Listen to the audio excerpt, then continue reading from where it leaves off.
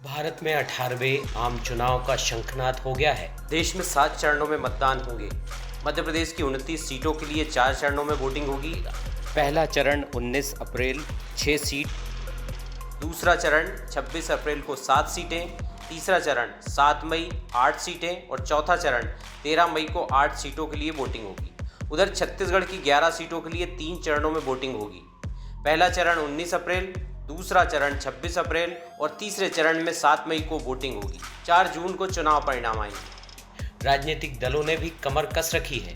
उधर देश की लगभग 97 करोड़ जनता भी वोटिंग के लिए बेकरार है। पिछली बार के मुकाबले इस बार 6% युवा मतदाता भी उतावले हैं। देश में राम लहर के साथ एक बार फिर मोदी लहर की बात कही जा रही है। बीजेपी इस बार 370 और एनडीए 400 के पार सीट जीतने का दावा कर रही है। क्या ये टारगेट संभव है?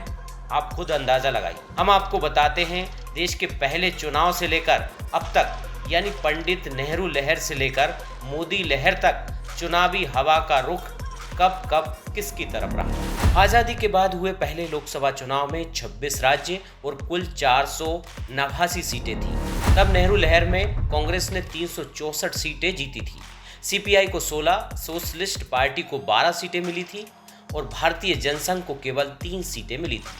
पंडित जवाहरलाल नेहरू देश के पहले निर्वाचित प्रधानमंत्री बने थे।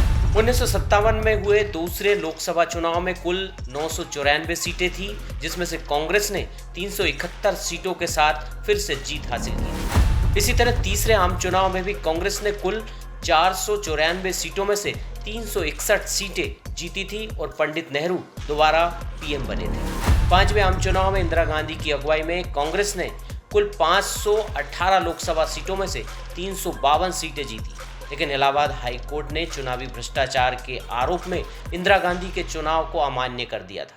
उसके बाद इंदिरा गांधी ने इस्तीफा देने के बजाय देश में इमरजेंसी लगा दी। 7वीं लोकसभा के लिए हुए चुनाव में भी कांग्रेस ने 529 सीटों में से 353 सीटें हासिल कर सत्ता में वापसी की। 1984 में इंदिरा गांधी की हत्या के बाद हुए चुनाव में कांग्रेस पार्टी को सहानुभूति लहर के कारण 514 सीटों में से 414 सीटें मिली थी और राजीव गांधी प्रधानमंत्री बने थे। उसके बाद 2014 तक किसी भी पार्टी ने बहुमत का आंकड़ा नहीं छुआ।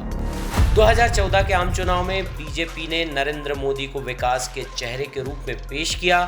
चुनाव में इसका बड़ा असर भी हुआ। बीजेपी ने इस चुनाव में अपने दम पर 282 सीटें जीती और मोदी प्रधानमंत्री बने। 2019 के चुनाव में एक बार फिर बीजेपी ने मोदी लहर में 303 सीटें जीतकर अपना अब तक का सबसे अच्छा प्रदर्शन किया। वहीं एनडीए को 350 सीटें मिली। तो ये थी नेहरू लहर से मोदी लहर तक की जानकारी। सवाल यह है कि क्या इस बार भी मोदी लहर काम करेगी? क्या बीजेपी को 370 और एनडीए 400 पार हो पाएगी? इसके लिए चुनाव परिणाम का इंतजार रहेगा।